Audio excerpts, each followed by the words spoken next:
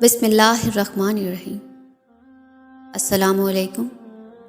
دل کی عطا گراہیوں سے تمام معزز دوستوں کو میرے چینل میں خوش آمدید۔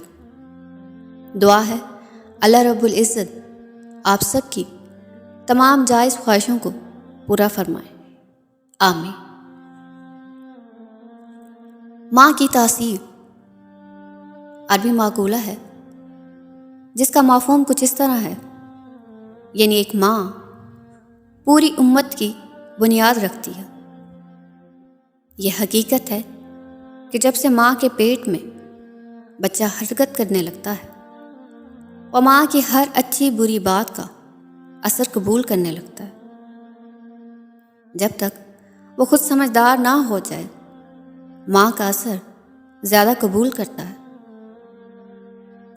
بلکہ عورت کی پاکیزگی کا اثر اس کے شوہر کی زندگی پر، اس کی عبادت پر، اس کے دین پر بھی پڑتا ہے۔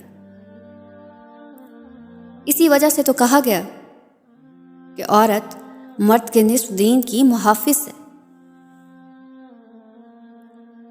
ایک بزرگ اپنی بیوی سے کہنے لگے کہ میں تہجد پڑھتا ہوں جبکہ تم صرف فجر کی نماز پڑھتی ہو۔ دوسرے دن بابا جی کی آنکھ فجر میں جا کھلی۔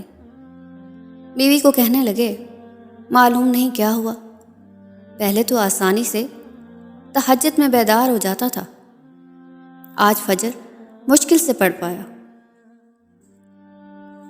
بیوی صاحبہ کہنے لگیں کہ پہلے میں روز آٹا گوندنا اور کھانا بنانا باوضو کیا کرتی تھی، مگر کل جان بوجھ کر نہیں کیا، بس اسی کی وجہ سے آپ کی آنکھ نہیں کھلی،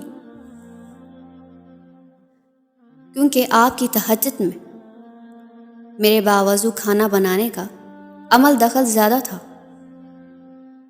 عورت کی دینداری اور علم دین بچوں میں خوب رنگ جماتا ہے۔ ماں دیندار ہو تو بچہ باکمال بنتا ہے۔ امام شافعی کی پرورش ماں نے کی، امام احمد کی پرورش ماں نے کی، جناب غوث پاک کی پرورش ماں نے کی، امام بخاری کی پرورش ماں نے کی۔ افرا بنت عبید وہ خوش نصیب صحابیہ ہیں جن کے ساتھ بیٹیوں نے اسلام کی پہلی جنگ میں شرکت کی۔ اسی پاک ماں کے دو بہادر بیٹے معاذ و معوذ تھے جنہوں نے ابو جہل کو قتل کیا تھا۔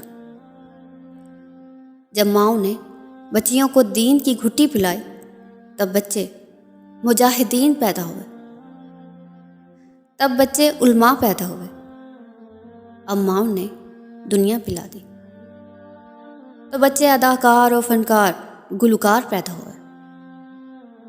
آج کل بچوں کو دین پڑھانے سے اہم بچیوں کو دین پڑھانا ہے۔